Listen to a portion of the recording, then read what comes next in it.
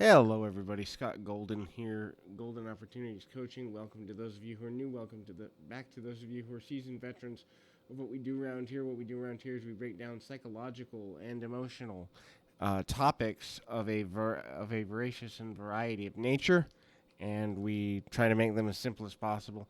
We have hit the over the 250 subscriber mark. My next goal is 350. Let's do that by August 1st. You can help by encouraging friends, family, loved ones to subscribe. That would be helpful. My goal is to get to 500 by September 1st, which is a few days before my birthday. And then if we can do more than that, that's awesome. But let's set monthly goals for subscribers so we can start to give to charity. That would be wonderful. Today we're going to talk about signs of liars, and we're going to talk about 6 or so of those. We've all dealt with people who lie. We've all dealt with telling white lies, telling medium lies, telling big lies. We've probably dealt with pathological liars as well. But what are some of the signs of dealing with somebody who is lying? And if you know that someone is lying, are there body tells to that process? And the answer is yes. So I'm going to run through those. First thing is they're going to move their body away.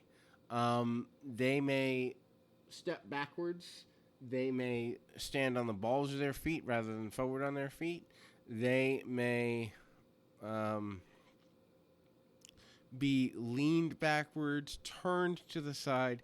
They're not going to be perpendicular. They're not going to be straight face to face with you. The idea is by turning to the side, they are subconsciously or unconsciously looking for a nifty thing called an exit.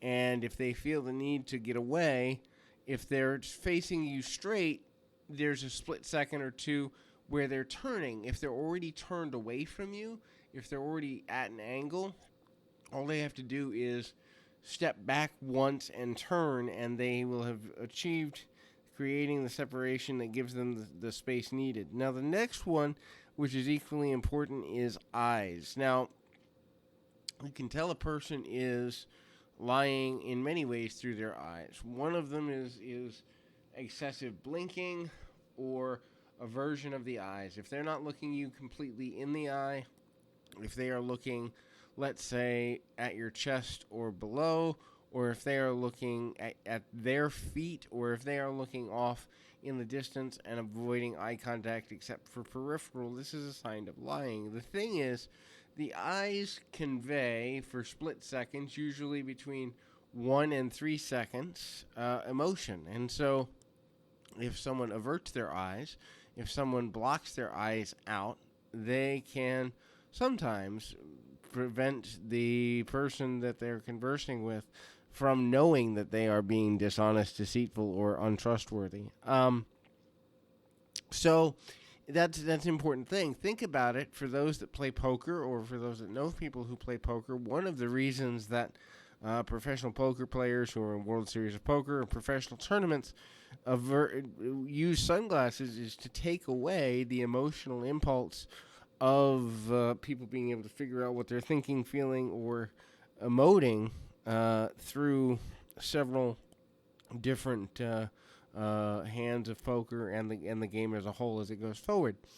The next thing is constant movement. So a person who is comfortable with what they're saying, they may have small tics or creations of motions. They may, be rubbing their hands. They may be kind of moving back and forth. But it's usually for, again, it's the length here, a couple of seconds. A person who is lying, however, is always going to be moving. They may be shifting foot to foot.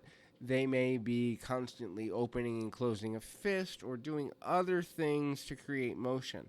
The nervousness and anxiety they're feeling, which may be coming out as sweating, which is another sign of lying. If somebody's sweating constantly and it's not warm in there, yeah, chances are there's a little dishonesty going on. But anyway, if they're constantly moving, it's because the anxiety, frustration, fear that they have going on needs an outlet. And that movement, be it of their feet, of their hands, sometimes even the shrugging of the shoulders, the constant raising of the eyebrows, aversion of gaze, but then coming back and overly blinking. All of these creations of movement are signs that a person could be being less than honest. So, breath and respiration is the next thing that we need to talk about here. A person who is lying will do one of two things.